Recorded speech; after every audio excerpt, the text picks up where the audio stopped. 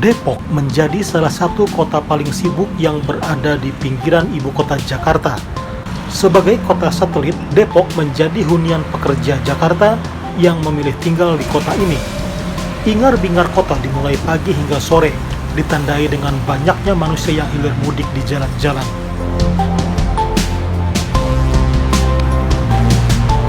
Di tengah kesibukan kota Depok, ada satu wilayah yang memiliki nilai sejarah. Wilayah itu adalah Kampung Keramat Beji yang lebih dikenal sebagai Beji. Sebelum pemekaran, Keramat Beji adalah tempat biasa yang letaknya berada dekat Masjid Nurussalam. Dinamakan Beji karena di sini dahulunya menjadi tempat padepokan sekaligus pusat syiar Islam tokoh berpengaruh di Depok, yakni Mbah Raden Uyut Beji. Menurut sejarah, Mbah Beji ini berasal dari Banten dan masih berhubungan dengan Raja Banten Sultan Agung Tirtayasa. Putra Sultan Agung Tirtayasa yakni Pangeran Purbaya menjadi sosok yang sangat dekat dengan Mbah Beji. Ya, beliau ini kan berasal dari Banten ketika itu pada masa Sultan Agung Tirtayasa. Dia ulama di Banten, kemudian dia juga yang mengajar menyebarkan Islam di sana di Banten. Ketika pada masa kolonial kan terjadi perpecahan di kerajaan Banten. Pada saat itu Sultan Agung Tirtayasa ingin memberikan penyerahan kelanjutan dari kerajaan ya, dengan dia mengangkat putranya, yaitu kan dia punya dua putra, Pangeran Purbaya dengan Sultan Ali.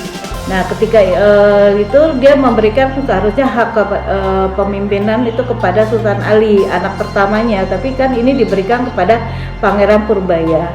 Karena Sultan Agung Tirtayasa melihat bahwa Sultan Ali ini bekerja sama dengan VOC ketika itu. Dia khawatir adanya akan dikuasai oleh VOC. Maka ketika perpecahan itu terjadi, Sultan Agung Tirtayasa kan akan hijrah keluar dari Banten. Dia bersama Pangeran Purbaya dan Sultan Ali ini kan sudah merebut kekuasaan dari kerajaan Banten itu. Nah, Mbah Uyut Beji yang ketika itu sebagai seorang ulama mengikuti mereka. Nah, ketika itu wafatnya Sultan Agung Tirtayasa wafat, dia tetap mengikuti anaknya Pangeran Purbaya. Nah, sampailah mereka ketika perbatasan Pangeran Purbaya ini ingin menuju ke Cirebon.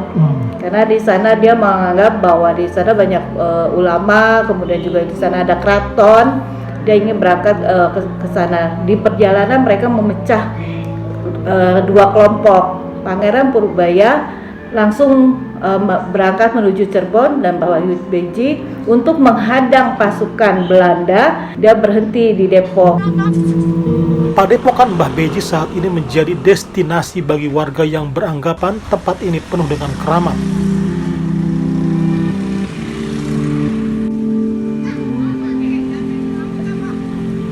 Oleh sebab itu warga menamakan tempat ini adalah Kampung Keramat. Mbah Beji mendirikan padepokan sebagai pusat keagamaan dan juga pelatihan ilmu kanuragan. Pada saat Mbah Beji tiba di Depok, saat itu wilayah tersebut dilanda kekeringan.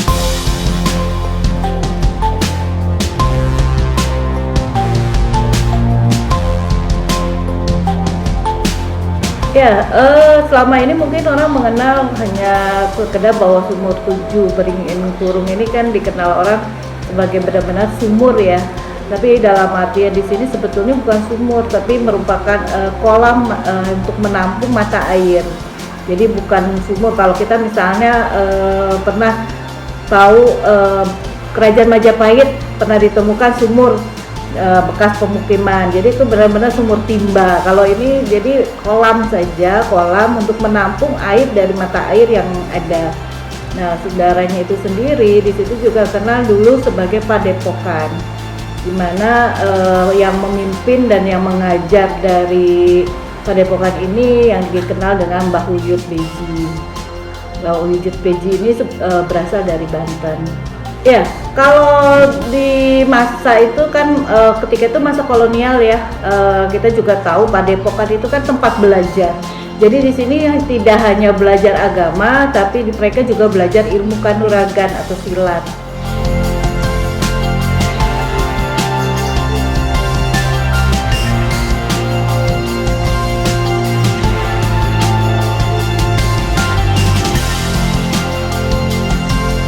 Diyakini oleh sebagian kalangan, muncul mata air di dekat padepokan Mbah Beji yang didapat melalui tirakat dan pertapaan.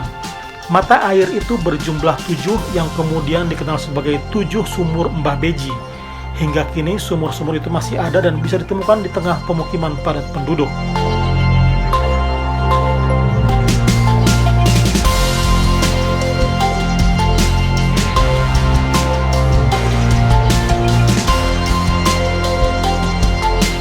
Sejarah terjadinya 7 sumur ini dulu berkat adanya aulia di sini. Aulia yaitu para wali untuk menyebarkan agama Islam, khususnya yang ada di Beji.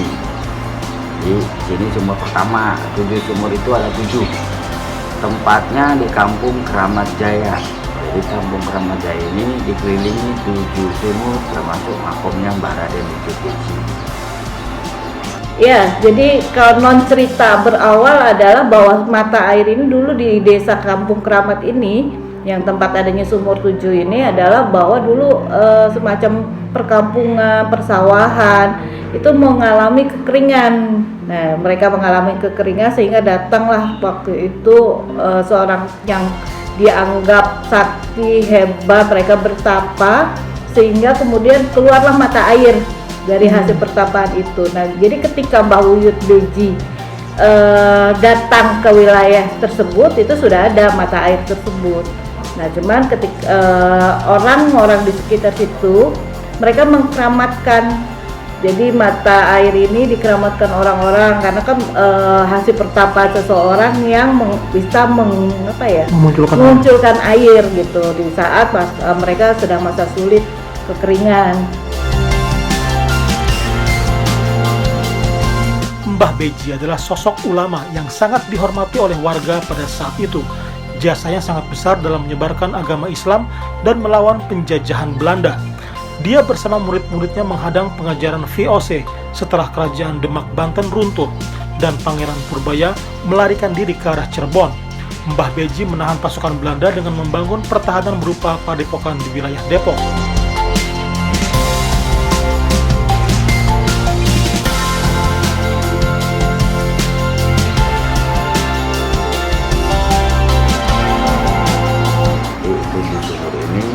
Hasil penempaan Mbah Raden Wujud Beji waktu zaman beliau. Penempaan itu maksudnya bagaimana?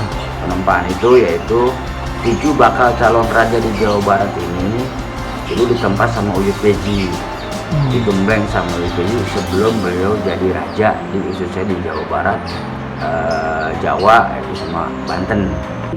Jadi Mbah Uyut tuh orang yang dihargai, dihormati. Kebetulan nama kampungnya Beji, kan biasanya penamaan dahulu itu selalu menggunakan nama tempat.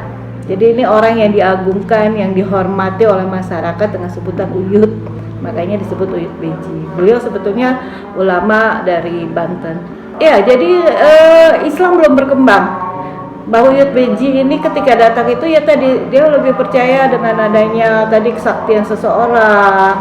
Kemudian mereka ya diagungkanlah orang-orang yang punya ilmu ya. Nah, makanya kemudian dengan Mbah Wujud Beji di situ selain bikin benteng pertahanan menghadang Belanda untuk menginikan Pangeran Purbaya, dia menyebarkan Islam kepada masyarakat. Juga dia mengajarkan ketika itu karena tahu ada padepokan yang mengajarkan ilmu kanuragan ini silat. Banyaklah dari Demak, dari Banten ini mereka belajar ilmu. Maka yang tadinya perang dengan senjata akhirnya hanya menggunakan tangan kosong, kemudian dengan cara berdakwah. Nah, ketika zaman itu kan Depok bukan Depok yang sekarang, jadi Beji itu tidak masuk dalam peta lain Depok, tanah Depok. Kalau kita mau bicara Depok, tanah Depok itu kan tanah yang dibeli oleh Cornelis Castellane memang sudah bernama Depok yang berada di Kelurahan Depok atau Kecamatan Pancoran Mas. Dikenal sekarang mungkin Depok Lama ya. wilayah Beji ini dulu memang masuk ke wilayah Jawa Barat. Jadi kerajaan yang ketika itu adalah kerajaan Pasundan, Pajajaran. Nah ini ya bagian dari ke daerah kekuasaan kerajaan Pajajaran. Gambarannya ya seperti biasa ya, semua padepokan ya ketika itu mereka hanya untuk belajar agama. Jadi mungkin ketika siang mereka dilatih ilmu kanuragan, belajar silat, malamnya mereka belajar keagamaan gitu. Nah ini cuma kan berdatangan kan dari orang-orang sekeliling, karena ketika itu kan semua ingin melawan penjajah. Nah mereka diajarkan di situ, makanya namanya padepokan kan perguruan, tempat orang menuntut ilmu. Nah itu yang kemudian kalau sebetulnya kita bisa lihat di lokasi ya, dulu kan padepokan itu memang dihancurkan ketika Belanda itu, jadi dibangun kembali ketika Mbah Buyut Beji dikalahkan perguruannya ini diserang Belanda kan hancur. Cuman di sana kan masih ada yang tersimpan senjata-senjata tua, jadi yang mungkin dari pasukan dari Banten yang belajar di situ, ada golok, ada para, kayak curit gitu loh. Banyak sekali senjata-senjata yang memang sudah berkarat tersimpan di sana. Nah itu bisa dilihat di dalam padepokan yang sekarang dibuat. Mungkin kalau kita melihat ini kan istilahnya orang di mistik ya, dilarikan ke arah sana, orang banyak yang datang tapi untuk meminta sesuatu dengan kuncen, dipandu oleh kuncennya gitu. Nah itu akan lebih terawat ya dibanding kalau kita melihat bangunan-bangunan peninggalan masa kolonial. Jadi kan banyak yang ditelantarkan, misalnya kita juga baru saja nih terselamatkan adalah rumah Cimanggis ya. Sebelumnya kan rumah itu hancur gitu, tinggalan, padahal itu milik dari istri Gubernur Jenderal VOC ke-29, kan sempat hancur, kemudian diselamatkan jadi cagar budaya, sekarang sudah direvitalisasi gitu, sudah bagus. Kemudian kita bisa lihat juga di daerah Depok Lama tuh SD Pancoran Mas 2 setelah tidak digunakan lagi sebagai SD kan terlantar gitu. Tapi kalau kita melihat di Depok ini yang sumur-sumur misalnya seperti selain dari sumur 7 kan ada sumur Pancoran Mas, mata air juga di Pancoran Mas, kemudian ada sumur Bandung, ada sumur Bandung juga di Harjamukti, itu sumur Gondang, jalan sumur Bandung. Nah itu kan semua terawat karena mereka punya kuncen dan orang datang ke sana berkepentingan tentu saja memberikan sumbangan, dan mereka untuk menarik supaya orang datang lagi ke sana ya itu dirawat. Ya, pengajaran kan kebetulan kan di situ ketika itu mungkin pada abad ke-16 itu ya Islam kan belum berkembang. Jadi mungkin pengenalan Islam sehingga kita kalau tahu lah di daerah Beji itu kan sekarang banyak ada pesantren, ada banyak masjid gitu. Nah, itu pengembangan mungkin cikal bakalnya dari masanya Mbah Buyut Beji mengajarkan di sana. Itu kesulitan kita adalah di Indonesia ya arsip. Kalau yang mungkin masa-masa kolonial ada catatannya, tapi kalau yang cerita dari masa sebelumnya ini kan yang sulit. Ya kebetulan kan ini belum masih objek diduga cagar budaya ya, belum ditetapkan dengan SK Wali Kota sebagai cagar budaya. Sumur 7. Jadi tapi pemberlakuannya sudah sama dengan cagar budaya. Nah kebetulan pemerintah dalam hal ini ada dinas terkaitnya yaitu Budpar ya, Kebudayaan dan Pariwisata. Nah itu mereka memberikan hibah ya, dana bantuan untuk perawatan. Kemudian mereka juga menjadikan salah satu destinasi wisata di Kota Depok.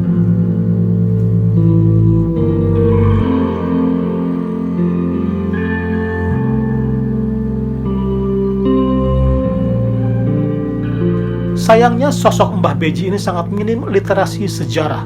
Arsip berupa catatan tentang kehidupannya sulit ditemukan. Beberapa kalangan hanya mengandalkan cerita turun-temurun dan peninggalan bukti fisik yang hingga saat ini dalam kondisi sangat memprihatinkan. pemerintah Kota Depok bersama masyarakat berupaya merevitalisasi peninggalan Mbah Beji berupa padepokan dan sumur tujuh di Kampung Keramat Beji, Depok, Jawa Barat.